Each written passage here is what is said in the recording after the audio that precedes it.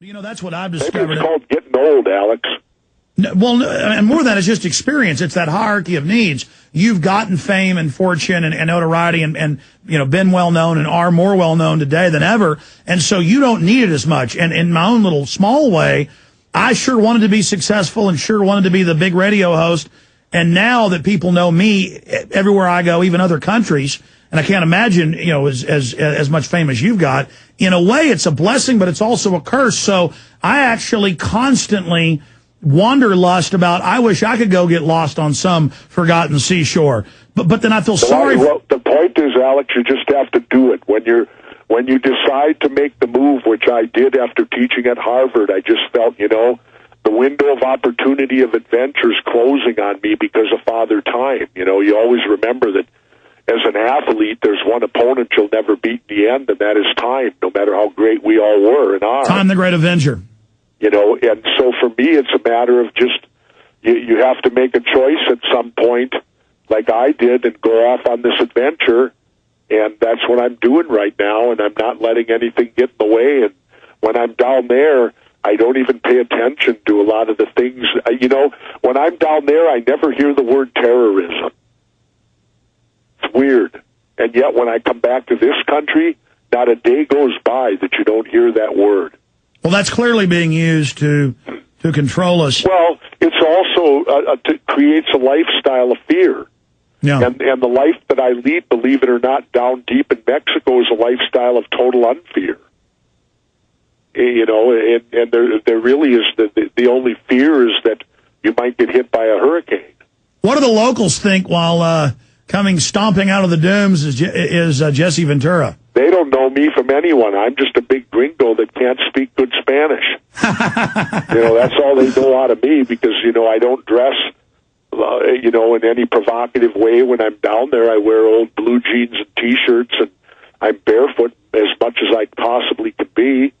And so I gain that freedom down there. Even when I go to town, there's no one there in town that ever recognizes me. I guess they don't watch Larry King and that stuff down there. So, but you're a character anywhere. I mean, you would draw attention anywhere just because. No, not really. Only because of the physical presence, and many times I'm told, even by tourists that I run into down there, is that they don't recognize me till I speak. So if I keep my big mouth shut, I can tend to stay anonymous a little bit. You know what it is? I think the image of you with the shaved head and the mustache is the more iconic one from the governor, and it's probably the long hair. It might be. Wait till I go back to the dreadlocks and the beard again. I rode my motorcycle that whole summer and was never once recognized on it all through Minnesota, where I'd been governor a mere couple years before. Sounds good to me. Let's talk. In fact, the only thing they were doing were people were locking their doors at the stoplights because they thought I looked so sinister. Well, hey, you are a member of one of the more tough guy, sinister biking clubs, aren't you? Well, I used to be years and years ago. You know, I left in 1975. I was part of the Black and White, which is the Mongols. And we carry a bit of a reputation. You know, but that was just another life that I decided when I came out of the Navy to try it out for a while. Another adventure. Another adventure, absolutely. What's life without adventures, you know? I don't want to, Alex, get to 75 and say woulda, coulda, shoulda. I agree with you, absolutely. That's why you got to live life and go out there and experience things. We're going to jam a few more calls in quickly, callers. Absolutely. Mark in Oregon, go ahead. You're on the air with Jesse Ventura. Go ahead. Yeah, hello, Alex. Hello, Governor Ventura. Hi, Mark. Governor, I have respect for you, and please don't think I don't. But, you know, I've been listening to this advertisement for the Obama deception film that Alex has made for some months now because Alex plays it regularly. Okay, but listen, caller. I'm just listen. I'm going to put you on hold because it's about another film, and I don't want to get off into other stuff right now. You know, here on the air, I want to just hurry through these calls. Okay, Mark. I don't know the film, so I don't know. Yeah. Let's go to Mark in Pennsylvania. Mark in Pennsylvania, you're on the air. Go ahead. Hi, Mark. Hello. I'm very honored to be part of the show today. Thank you very much. Mr. Ventura, for being a patriot and for being a guardian of the principles and ideas that this country was founded upon. Well, I just like my freedom. You know, I like to do what I like to do and be uninhibited doing it. Well, I have a couple of comments and then a question. I saw the interview that you had on that girls' show during the daytime, and I would encourage you to challenge these commentators, these people, these hosts of these shows that put their money where their mouth is. You know, it's just as point blank as that. Just, you know. Yeah, you've got these little soft ninnies who've never lived anything, and they're saying torture people. It's so decadent and evil, Jesse. Well, you got to remember too, though, you can't go on the shows and be a bull moose and a bull in the china shop, or you'll never get invited back either. You know, you can take a firm stand, but you've got to be cordial. You got to play the game a little bit, because you can't just go in there. The only person I do that with is Hannity. Okay, got to jump. Thank you, Mark. Solomon in Brazil. Quick question or comment? Good afternoon. Greetings, Brother Jones. I just want to let you know also that we internationally, we pay for the phone call. So I was waiting for you patiently because I really like to interact with Brother Ventura. Thank you very much, Brother Ventura, for your courage to speak out about some topics that no other retired military has spoken before. I would like to make a comment and a short question to you. You, as I, are familiar with the expression, once a Marine, always a Marine. That is almost the same like once a military, always a military. Over here, like in other places around the world with dictatorship, they say that the difference between a civilian and a military is that a civilian almost ever can be militarized, while a military almost never can be civilized.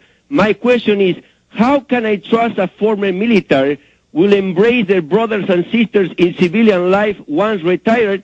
Okay, I get the question. I got to let you go because we only got a minute left with Governor Ventura. How can you trust someone who is in the military? What about George Washington? Well, I believe you can trust someone who is in the military just by talking to them and realize that they served in the military to protect the freedoms that we hold true, and that, you know, I remember during the war in Vietnam, I was asked at one point they were going to march on the base, and I refused. I told them I won't go out there and beat up Americans. That's ridiculous. I will not do that. That's a First Amendment right. They have the right to protest. Oh, really? They asked you to go beat up people when you were in the military? No, they didn't ask me to beat them up. They just had me. They wanted me to stand watch, and if these people pushed forward, well, what else would we be able to do? And I didn't want to be in that position because I thought I didn't join the military to beat on Americans. Well, absolutely, and I think and what they did, how they covered, I didn't have duty that day. So see how smart I was? I got out of duty and could go to the beach. Well, no, that's what it comes down. My madness always, Alex. Well, you know, the military kills people and breaks things. They don't police their own people. Isn't that the very definition of a police state? Yeah, exactly. You know, our military should not be, and so just because you served in the military does not mean that you can't be trusted as a civilian because you chose to get out of the military. I chose to after 6 years and certainly embrace being a civilian again. Governor Ventura, let me say bye to you during the break. That's it for the interview, but maybe in the next few months we can have you back on with news about the TV programs. Okay, hopefully.